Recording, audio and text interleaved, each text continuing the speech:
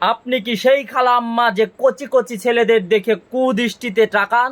গরিব কচি কচি ছেলেদের দেখে তাদেরকে গাড়ি বাড়ি টাকা পয়সার লোভ দেখিয়ে তাদেরকে সাথে খারাপ সম্পর্ক তৈরি করেন, বিবাহ ছাড়া বাইকের লোভ দেখিয়ে দেখিয়ে কচি কচি ছেলেদের পটান, আর সেই কচি কচি ছেলে 2 দিন পর পর আপনাকে লাথি মেরে মেরে 2 দিন পর পর চলে যায়, আর মিডিয়ার সামনে এসে এসে আপনি কান্না করেন, আবার তার হাতে পায়ে ধরে টেনে নিয়ে আসেন, আবার চলে যায়। এরকম কি হয়? তাহলে আপনাকে দিতে হবে একটা লজ্জার ভ্যাকসিন।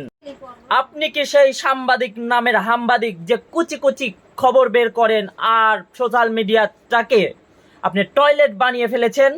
তাহলে আপনাকেও দিতে হবে লজ্জার ভ্যাকসিন। আপনি কি সেই যে গুলিস্তানের ড্রেসকে পাকিস্তানি ড্রেস বলে বিক্রি করেন, তারপরে ধরা খান, তারপরে ধরা খেয়ে আবার লাইভে এসে বড় বড় কথা বলেন? তাহলেও আপনাকেও দিতে হবে লজ্জার ভ্যাকসিন। আপনি কি সেই যে নিজেই লুচ্চ লম্পট অথচ অন্যের লুচ্চামি নিয়ে ভিডিও বানান, আবার সেখান থেকে কোটি কোটি ভিউজ কামান এবং ডলার মানি কামান, আবার কিছুদিন পরে আপনি সেই লুচ্চামি ধরা খাওয়ার পরে লাইভে এসে মিডিয়ার সামনে এসে বড় বড় কথা বলেন আপনার সেইগুলা লুচ্চামি ঢাকার জন্য, আর বারবারই এগুলা ফ্লাপ করার পরে আপনি আবার ফেসে যান? তাহলে আপনাকেও যে দিতে হবে লজ্জার ভ্যাকসিন। আপনি কি ব্যক্তিগত বউ নিয়ে ব্লগ করেন? আপনার তো এক এক ব্লকে এক এক বউ দেখা যায়, আপনার কি একটাও বউ টিকছে না? তাহলে আপনাকেও দিতে হবে লজ্জার ভ্যাকসিন।